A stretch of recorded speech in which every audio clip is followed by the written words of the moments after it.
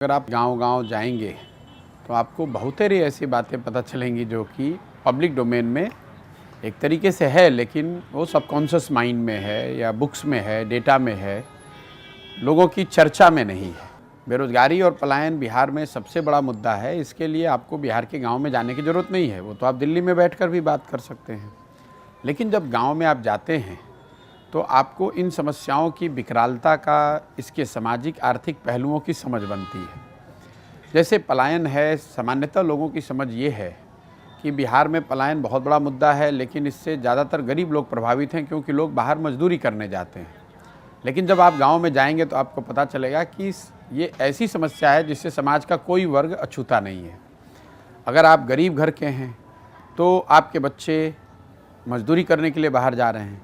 अगर आप आर्थिक तौर पर थोड़े समृद्ध हैं तो आपके बच्चे पढ़ाई करने के लिए या नौकरी करने के लिए बाहर जा रहे हैं। अगर आप गांव में जाएंगे तो आपको सिर्फ महिलाएं मिलेंगी, बच्चे मिलेंगे और बूढ़े लोग मिलेंगे।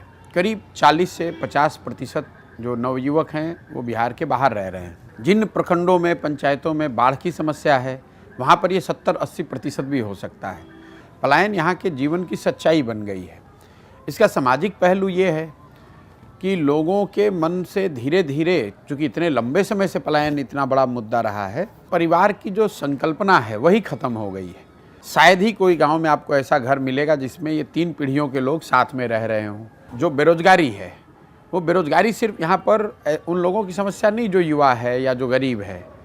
जो यहाँ समृद्ध लोग हैं, जो किसान हैं, जिनके पास कुछ ज़मीन है, कुछ छोटे मोटे व्यवसाय हैं, वो भी नौकरियों के लिए, अपने बच्चों के नौकरियों के लिए उतने ही परेशान हैं। जब भी बिहार की सिंचाई की बात होगी, खेती की बात होगी, तो लोग बाढ़ की बात करेंगे। बिहार में 50% ज़मीन जो है वो बाढ़ की समस्या वहाँ पर है, यहाँ बाढ़ आने की संभावना रहती है। लेकिन जो बाकी का 50% है उसका आधा ज़मीन जल जमाव और सूखे से प्रभावित है।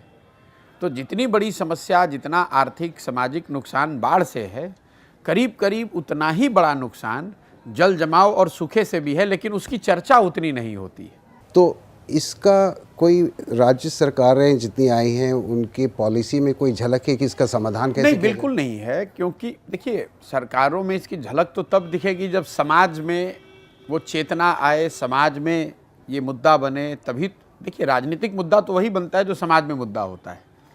समाज में एक तरीके से इस बात की स्वीकार्यता हो गई है कि जो हमारा बच्चा बड़ा होगा, जवान होगा, तो वो बाहर नौकरी करने जाएगा, और लोगों ने उसको अपने जीवन की सच्चाई मान ली है। इसलिए ये यहाँ बहुत बहुत सबसे बड़ा मुद्दा होते हुए भी ये कभी राजनीतिक मुद्दा नहीं है। जबकि ये बहुत बड़ा ब्रेन ड्रेन है। सिर्फ ब्रेन ड्रेन नहीं है, पलायन के अन्य पहलू क्या है? सिर्फ लोग यहाँ से नहीं जा रहे हैं, लोगों जो यहाँ से पढ़े लिखे समझदार लोग हैं, जो बुद्धिजीवी हैं, वो जा रहे हैं। और इसके साथ साथ बिहार से बहुत बड़ा पूंजी का पलायन हो रहा है। यहाँ पर जो लोग बचत करते हैं, जो बैंकों में पैसा जमा करते हैं, जिसकी चर्चा कहीं नहीं होती है, आपको माइग्रेशन या डिस्ट्रेस जो पॉवर्टी दिखती है, उसका एक कारण है कि पलायन हर पहलू से पलायन है। बुद्धि का पलायन है, शरीर का पलायन है, पूंजी का पलायन है। तो यहाँ पर जो बच गया वो बिल्कुल जिसके पास कुछ भी नहीं है, ना बुद्धि है, ना पूंजी है, ना शारीरिक श्रम की ताकत है। आप बूढ़े हो गए तो आप बिहार में हैं। अगर शारीरिक श्रम करने की आपकी क्षमता है तो आप बाहर गए हैं।